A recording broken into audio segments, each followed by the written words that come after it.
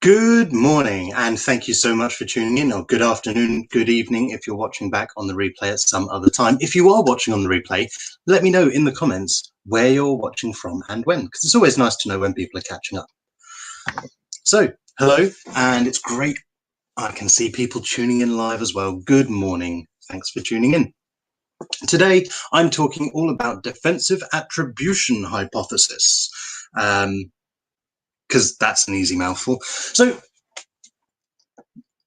in simple terms, we don't like to feel fear. We're designed to feel fear at lots of things, and it's very scary, and it's not particularly pleasant, so we try and avoid it wherever possible. This causes us all manner of different problems and can hold us back and get in our way. If you need help with that, you know who to call. Anyway, it's not Ghostbusters. But in this example, defensive attribution, what happens is we don't want to feel that fear. We don't want to believe that bad stuff could happen to us. We certainly don't want to believe that bad stuff could happen to us at random, because that's scary. So what we do is to defend ourselves from that and deflect from that so we don't have to feel that fear, we find other ways to attribute blame. Good morning, Facebook user. I don't know who you are, but it's great to have you watching. So yeah, we want to attribute blame to someone. There's so many examples of this I could give. One that I was using the other day to explain this. Actually, I'll come back to that one. Let me explain it in a different way first. A really common way of explaining this is when we look at car accidents.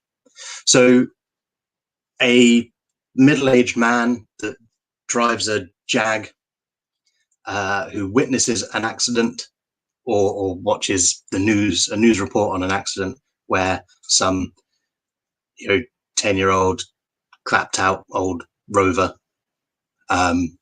hits in, collides with a Jag for whatever reason. Someone who's watching that, who's a middle-aged man that drives a Jag, is far more likely to attribute the blame to the driver of the Rover for whatever reason, because they wouldn't want to feel like they're at fault in that situation, and they can identify much more easily with a fellow middle-aged man who also drives a Jag and happens to be wearing a similar suit. That instantly makes them want to find fault with the other person, blame the other person, because they don't want to feel guilty or responsible for it. It works both wanting to avoid being a victim and also wanting to avoid taking the blame. So, for example, you could look at someone who's swimming in the sea in Australia, and you could look at that and go, God, what an idiot. What's he doing when he gets eaten by a shark? What was he doing out there in the sea anyway? Now, you're not blaming the sea, the shark, all of the situations that surround it. You find fault with that individual because you wouldn't be so daft as to do that. Another really common example, and this is something that has had a negative impact, in my opinion, negative, hugely negative. I don't think that's just opinion based. Impact on our justice system for a long time, and our media, and how things are reported, which has a hugely detrimental impact to the victims who are absolutely not at fault in the example that I'm about to give, which is sexual assault cases. So it's true of both men and women. I'll look at it from both sides. Let's focus on the men first. A man assessing and judging a situation where a female found themselves in that situation and was the victim. One of the first questions that gets asked and gets spoken about, and I feel like it's improved a lot, but there's still a long way to go, is, oh, well, what was she wearing? What was she doing? What was her behavior? She was asking for it. What would she expect if she goes out on her own late at night or dresses that way or puts herself in that situation or whatever it might be? That's not fair. It's much more important for the bloke to just not rape than it is for the individual to wear a different top or put on a jumper, So But what we do is watching that as a man, and I'm making huge generalizations here, but there's a part of most of us that feels this way. This is why it's recognized as a cognitive bias.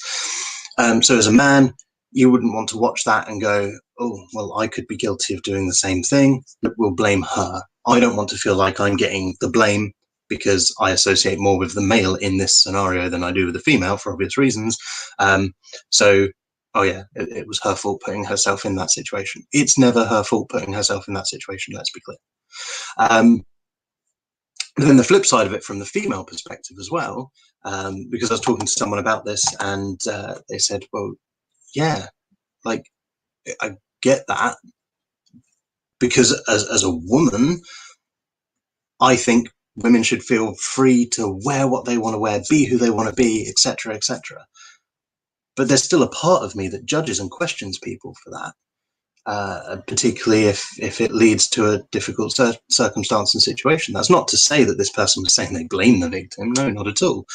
But the thought still crosses their mind of, well, did she contribute to that by acting that way or dressing that way or whatever it might be? I'm taking that out of context and exaggerating it somewhat.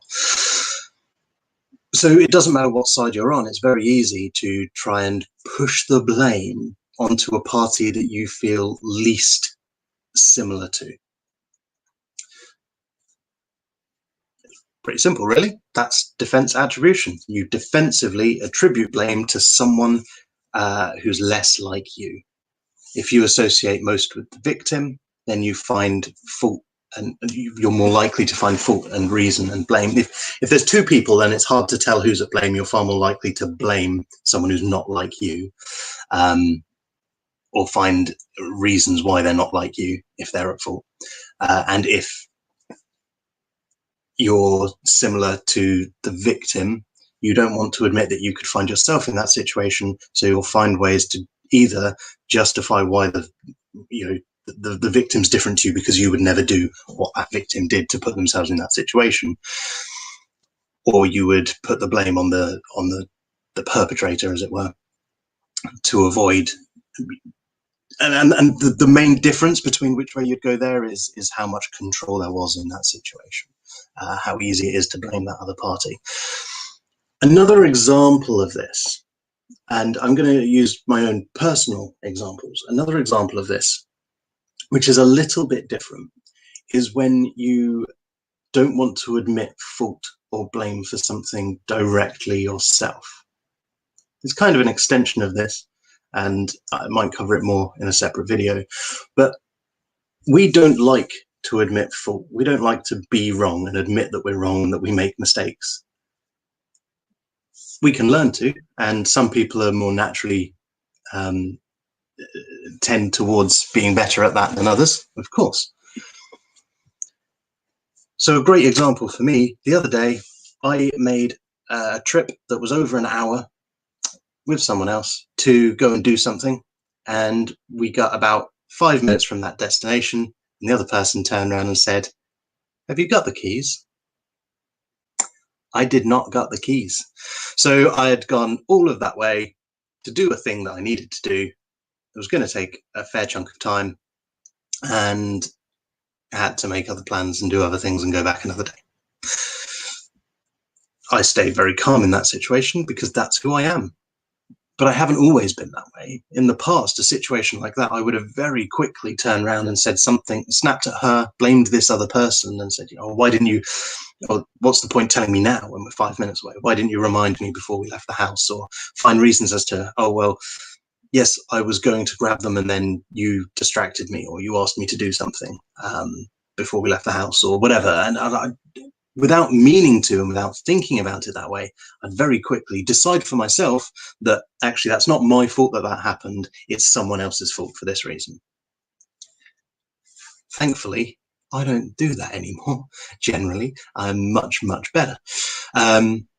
Because we all have the ability to control our responses and reactions. Not necessarily our initial emotional response to a situation, but how we then react and respond to that is absolutely within our control.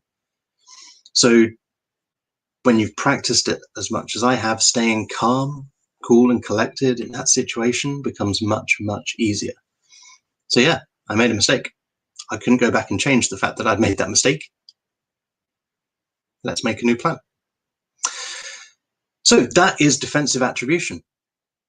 Simply attributing blame to someone least like you, or finding reasons and excuses to attribute that blame in such a way where you defend yourself from being likely to take on any blame or be similar to someone that's being blamed. I hope that all makes sense. Interestingly, I've got plenty of people watching, but very few comments. So if you do have any questions, or if that resonates with you, please let me know in the comments. Especially if you've got questions, then I can answer them for you. And if you're watching this on the replay, still whack questions below, regardless of what channel you're on, whether it's my YouTube channel, my Facebook group, my page. Still drop the comments below. I will come back and respond and answer all questions.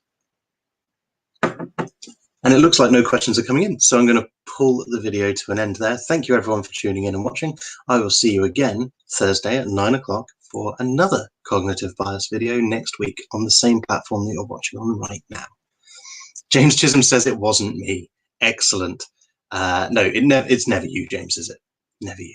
See, if James was in a situation where he saw someone wearing, some man wearing pink, branded colours, eating Yorkshire puddings, and something went terribly wrong, he would be very unlikely in his head to blame that person for those things, because that's exactly what he does all the time.